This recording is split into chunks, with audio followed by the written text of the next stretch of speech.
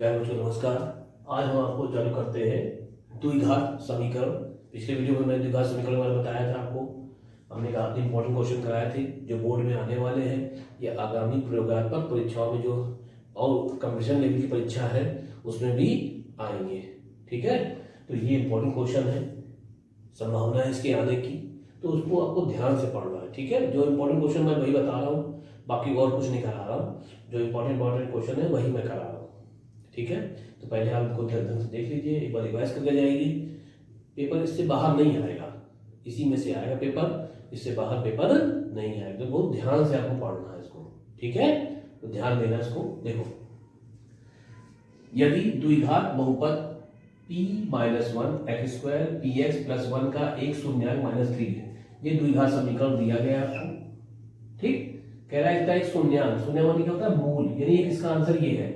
द्विघात, ध्यान करो, ये भी क्वेश्चन पूछा गया है। अगर समझ लेना x में 2 घात है तो कहेगा कितने शून्यांक होंगे? 2 शून्यांक होंगे। कितने होंगे? 2। ठीक है, जय घात होती उतने शून्यांक होते, क्या रखना। समझ में आ गई बात? दो, अगर यहाँ घात 2 है तो 2 शून्यांक होंगे, तो 2 शून्यांक होंगे, इससे कंफर्म हो गया। 2 आंसर आएंगे इसके। तो एक कितना है? -3 है, तो कह रहा p का मान क्या होगा। तो अगर ये कहे एक शून्यांक अगर आपको दिया जाए तो बस यही शून्यांक उठा के x के स्थान पर रख देना, p और बराबर 0 कर देना, p का मान निकल आएगा। कितना रखोगे? यहाँ कितना पुटअप करेंगे, लिखेंगे x बराबर -3 रखने पर, कहाँ रखने पर? यहाँ पे रखने पर। ठीक है, x को हटा देंगे, उसकी जगह -3 रखेंगे। अगर शून्यांक दिया गया है तो कहे एक शून्यांक ये है तो p का मान ज्ञात कीजिए। बस तुरंत आपको कुछ नहीं करना है, जो समीकरण आपको दिया जाए, इक्वेशन आपको दी जाए द्विघात वाली, ठीक है, वहां पर x को हटाकर -3 रख देना। -3 दिया जाए, जो भी दिया जाए वो रख देना, बस आपका आंसर आ जाएगा। तो देखो p-1 ऐसे रखा, इसकी जगह मैंने क्या रखा? -3 स्क्वायर कर दिया, p से रखा, x की जगह -3 रखा, +1 करा बराबर 0 कर दिया। ठीक है, क्योंकि रखने पर 0 आएगा, 0 कर दिया तो p का मान निकल आएगा। अब देखो -3 का स्क्वायर कितना होता है? 9, तो p-1 ऐसे रखा, यहाँ 9 आ गया, माइनस का 3p आ जाएगा और +1 आ जाएगा बराबर 0। अब 9 का 9 गुणा कर दो तो आ जाएगा 9p -9 -3p +1 बराबर 0। 9 में से 3p जाएगा, बचेगा 6p।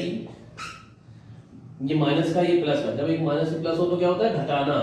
तो 9 में से 1 कम हो जाएगा, कितना माइनस का 8 इक्वल टू 0।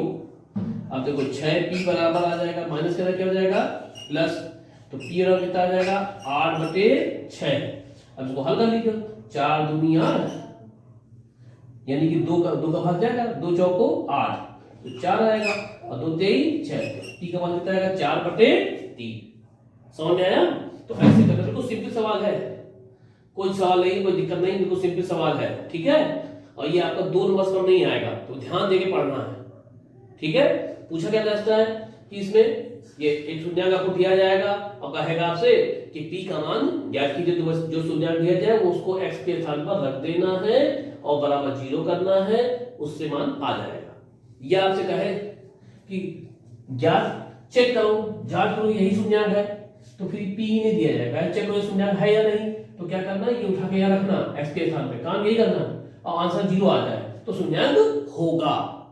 शून्यांक दिया जाए, p का मान पूछे तो ऐसे करना है, या आपको कहे जांच कीजिए, सिद्ध कीजिए कि ये शून्यांक है या नहीं, तो बस ये p नहीं दिया जाएगा, फिर x के स्थान पर तभी आपको रखना है और आंसर 0 लगाना। 0 आ जाएगा शून्यांक है, और 0 नहीं है शून्यांक नहीं है।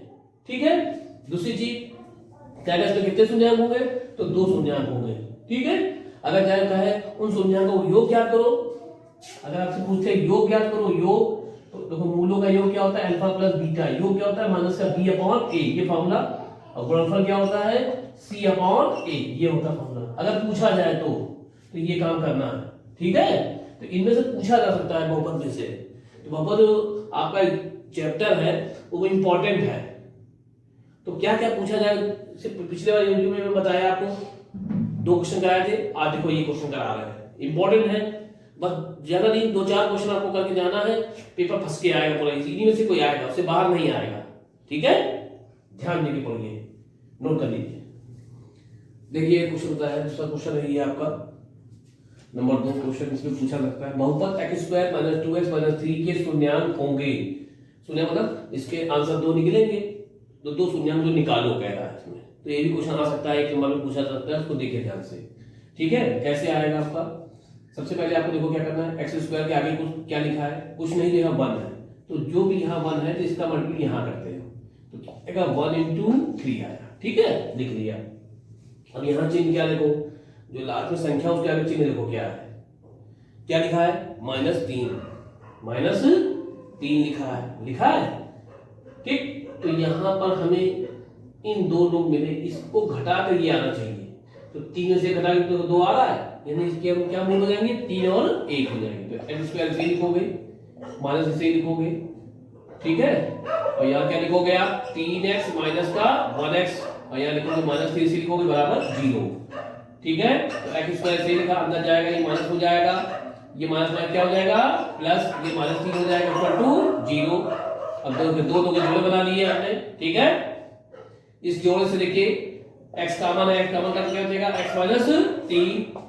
अब जो यहाँ अंदर बना वही बनाना है, तो यहाँ देखिए इन दो सेम है कि नहीं है, जब सेम हो तो +1 कॉमन करना, तो x माइनस का 3 सेम यही बनेगा, x माइनस 3 देखो बाहर कॉमन आ जाएगा, क्या बचेगा आपका x प्लस 1 इक्वल टू 0।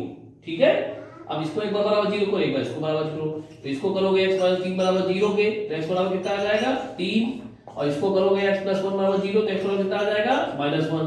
तो शून्यांक क्या आ गए आपके, शून्यांक आ गए जाके -1 और 3, कितने आ गए, -1 और 3, तो ये शून्यांक आपके आ गए। ठीक है, समझ में आ रहा है?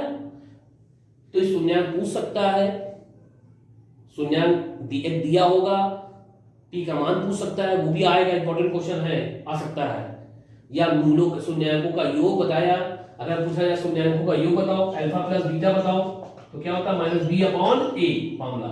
b क्या होता है, ये b होता है, ये a होता है, ये c होता है, कुछ नहीं करना, बस माइनस लगाओ, b का मान कितना -2 है और a का मान दिया 1, तो क्या आ जाएगा, देखो माइनस प्लस हो जाएगा, या कितना आ जाएगा 2 आ जाएगा।